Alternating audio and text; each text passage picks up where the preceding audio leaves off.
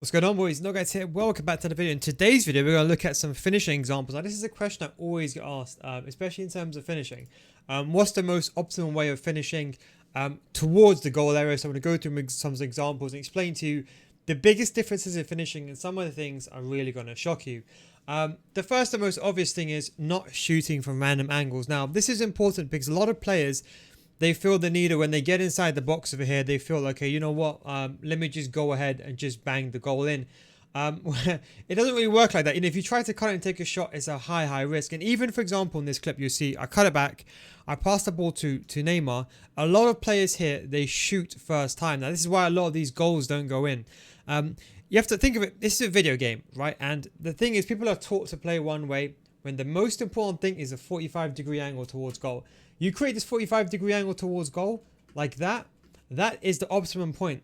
Even if you've got a bronze player, I'll give you an example. If you're facing, for example, this way away and you have R9, the chance of you scoring from there, and let's say, for example, I don't know, you had someone like, let's say, Gold Ben Yedder, the chance of you finishing a situation would be higher with Gold Ben Yedder than it would be with R9. And that's when it comes into stats.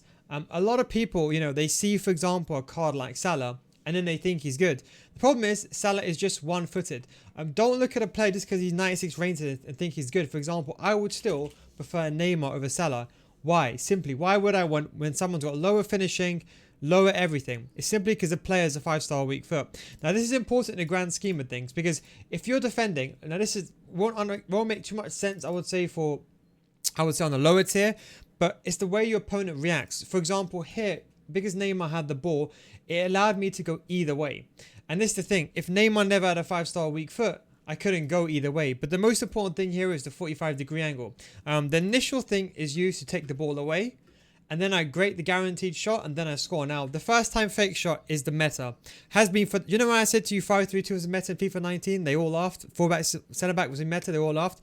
This has been the meta for the past 2 years. Learn it, because one day you're going to come back to this video and be like, man, I wish you listened to this Neil guy. First time fake shot is what you need, because it's the only thing that gives you the speed boost, and it gives you the 45-degree angle towards goal. Once you got a 45-degree angle towards goal, most of my goals are near post. This is important. I don't go across goal ever. A lot of players here seem to be always going across goal. Don't. You're wasting your time. Just go near post. You got a highest percentage chance. Yes, I know in real life it doesn't make sense. In real life, the safest thing to do here will be go open your body up, or eventually just go towards a cross goal angle. But in FIFA, the near post angle is the most effective, and that is the best way you're ideally going to get past realistically to your opponent. Let's go through another example here. I tried to go through a couple of examples and just live examples so you can see me do it in person. So this is another, maybe a different example where I actually do a first time fake shot around the goalkeeper. It's a very similar situation. We're going to skip to the main bits. So let's say, for example, like over here. Now you can see very simple. I get the ball here, I do a scoop turn, I get very lucky. Now this is the thing, you see the fake shot there was used to beat the goalkeeper. Now this is the thing, a lot of players here, they will shoot at this angle, and this will come with confidence and obviously with composure. A lot of players will shoot here. This is the thing, you would see elite, this is why people, you'll see this mainly around the gold 1 ranks, maybe elite 3. People will always send me a screenshot. Hey man, I've had 15 shots on goal. My opponent had 1 shot on goal. I deserve to win. Absolutely not. You do not deserve to win. It doesn't matter. You could have 50 shots on the halfway line, but if someone has 1 open goal, they deserve that goal. A lot of the elite players, the reason why they have a few amount of shots, because they only shoot when it's a guaranteed goal. And you can see, for example, like even over here, I use a fake shot again. Go back to previous example to give me the speed boost, and then I went near post to guarantee the angle. A lot of players, for example, in these situations, when they get the ball, for example, let's say, I don't know, around here-ish in this kind of area. Like let's say, for example, I don't know, got a bit lucky over here in a situation over here, but a lot of people sometimes will shoot, for example, this far out. It's too far out to score. You can see I got a bit lucky here. I'm not going to doubt that, but you can see even in a situation where I did get lucky, I still guaranteed the shot. I normally use a fake shot around the goalkeeper. If you want to, you can use a ball roll, but most of the time, I just think it's ineffective.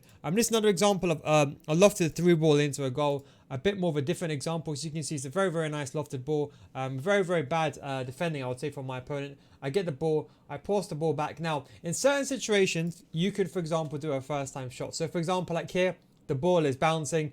I've kind of got no choice. I do a first time shot and I go near post. You see, the key thing is I don't go across goal. Even though the most logical thing would be to go across goal, I just go near post. So sometimes in these more obvious angles where there's no one in the way, you can go ahead and take your first time shot.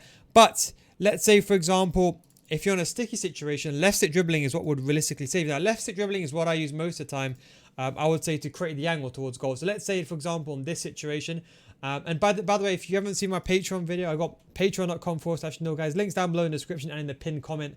If you want to join my FIFA School Series, I've got a 6-part series on the first time fake shot. And don't forget, the first time fake shot, it will never get nerfed because the most basic skill move has been there in every FIFA iteration. So make sure you learn it.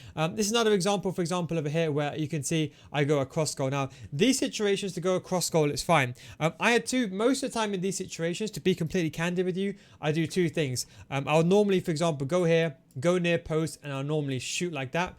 That would be the first situation. Sometimes if the defender overcommits like so, I might do left stick dribbling, for example, like here, and I see he's overextending and he's going past my player.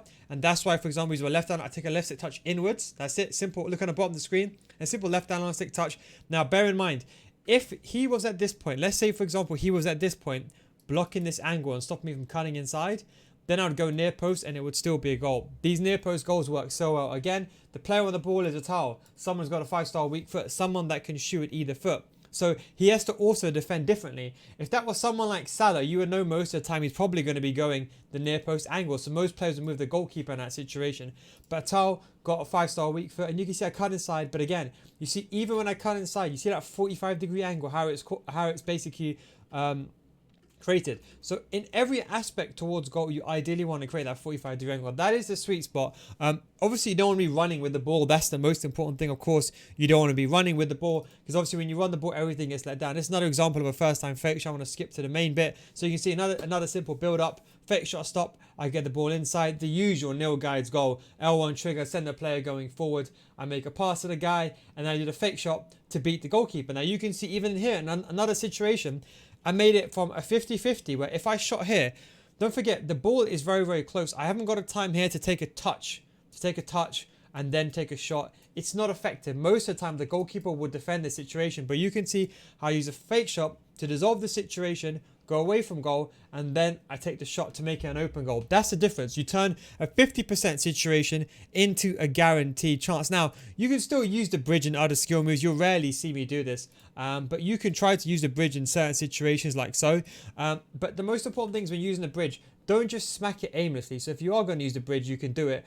Or you can use simple left stick touch in this situation. But you can see the exact same thing here. Overmars, another example of 5-star weak foot. You kind of see the most recurring pattern here. When he's defending, this defender doesn't know, does he go up or where does he go down? Because Overmars has the area to go on both feet. If this was Ronaldo, he could probably commit on Ronaldo's right foot a bit more. But don't forget, Ronaldo does have a 4-star weak foot. This can like a 5-star weak foot.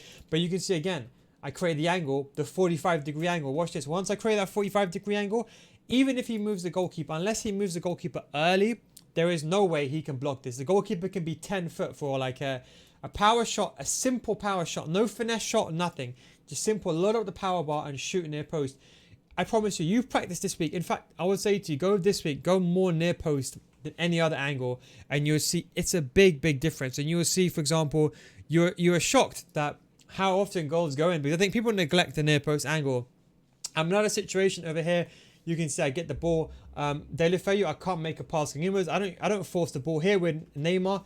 A lot of players here, especially around the gold 1 ranks, take a touch here and take a shot. Instead, decide to recycle the ball.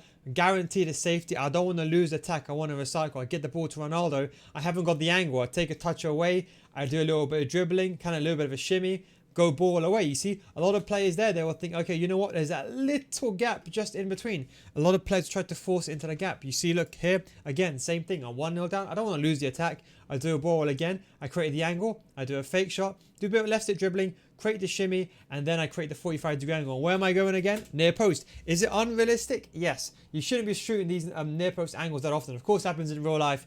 But in the game, don't forget, there's a consistency level as well. But you can see the 45-degree angle, the exact same thing. Shot near post and it's a goal. And don't forget, players like Ronaldo and Neymar, they cost around 300k now. So there's no excuse for someone to say, you know, I can't afford it. You can basically, with 1 week, 2 weeks rewards, you can afford Neymar. You can see the exact same situation here. Another dribble down the wing. A bit more of a different situation where you can see a guaranteed goal over here. A rare situation where you'll ever see me cross the ball, but then again, it's a driven cross. So where you want to consider it as a pass or a cross. But you can see, for example, those ones. you just smack it into the back of the net. It's not that important, but you can see, for example, another one where I use a La Croqueta to create the 45-degree angle. You can see a fake shot, 45-degree angle, and you can see that there. As soon as you get that 45-degree angle, it's like that. Even with the La Croqueta, see how I left my left analog stick forward, and I created that angle. And this is the thing, that 45-degree angle is got to be like this. So if you're running like this, you create a 45-degree angle and you go either way. If you're going from the near post angle, you create a 45-degree angle. Most times, I would say 80% go near post, sometimes go across goal. If you think about that branch out system and you create that 45-degree angle, with a left stick touch, it's the biggest difference. I promise you, you'll convert 2 to 3 more chances if you use that simple method. Don't run with the ball, literally. When you get the ball, do whatever skill move you have to do. Whatever you want to do is not important, okay? Left stick dribbling, you take a touch into that area, left analog stick.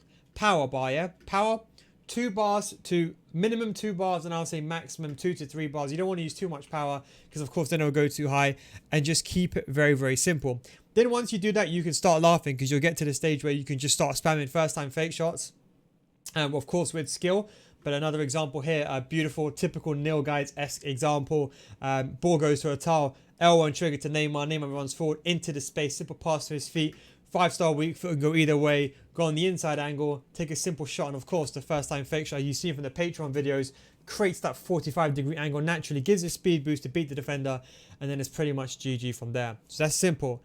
Take a touch with the ball, left analog stick one way, create the 45-degree angle, power shot, near post, simple. Keep it very, very simple.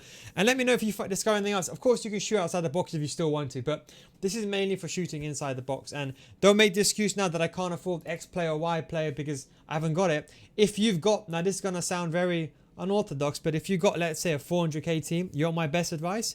I would sell your entire team, buy Neymar, and build garbage around him. Because at the end of the day, let me explain this to you. I use Semedo in centre back. Even now, when team of the season's out, I still use Semedo in centre back. He's very overpowered. A lot of people don't know this, but he's very, very overpowered, Semedo.